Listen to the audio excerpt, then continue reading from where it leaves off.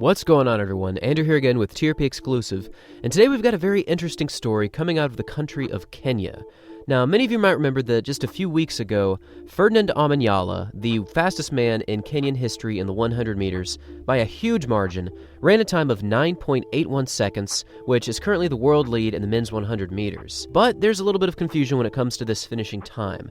World Athletics is failing to ratify this world-leading performance, and that's because there is a likelihood that the wind reading was incorrect. Now, we have dealt with wind readings for years and years that have complicated finishing times, whether it be Florence Griffith Joyner's probable wind reading mistake, or honestly countless of moments that have caused confusion across the world. Wind readings can cause rather complex situations, and this one is certainly fitting into that category, because according to World Athletics, the wind reading read negative 4.8 meters per second.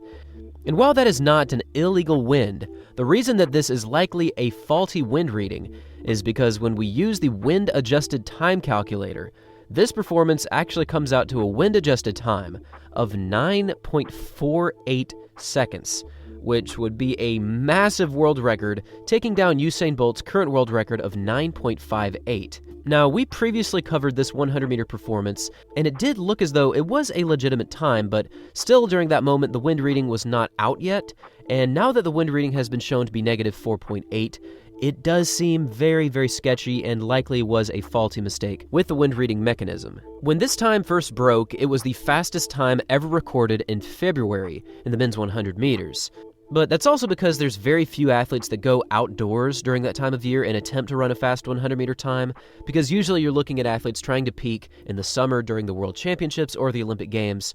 Apparently, Omanyala wanted to do something slightly different this year, and there's actually an article that I want to link down below that goes through his thought process around this performance.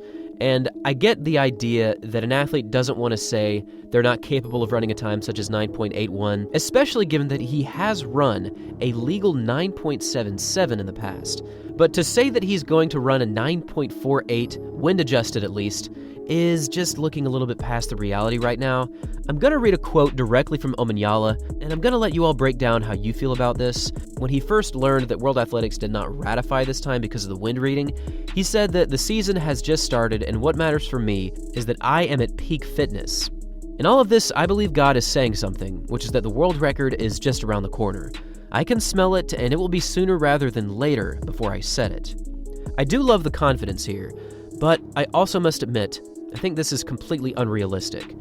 Usain Bolt's 9.58 is easily one of the top 5 greatest world records ever set in track and field. It is just so untouchable right now and so unbelievably impressive that to say that Usain Bolt's world record is just around the corner is a little much in my opinion. Again, I am not doubting Omanyala's abilities whatsoever. He is one of the top 10 fastest athletes of all time, which is saying something, but the Bolt world record is a completely different story, and it's also a different story about the 200-meter record. We've seen people approach the ballpark area of Bolt's 19.19. Even Johan Blake from Jamaica was within 0.07 seconds.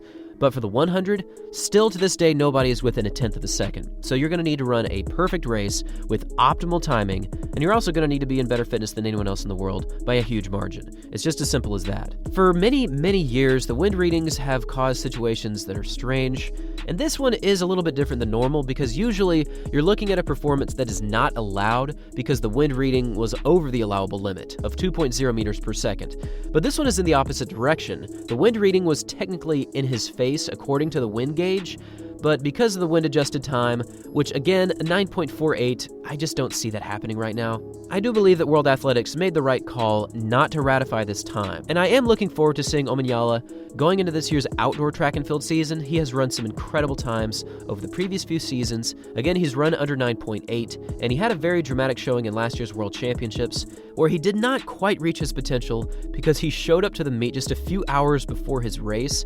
So I'm very excited to see him come out this season, hopefully run well. Anyways, I just wanted to update you all on this rather interesting wind reading situation.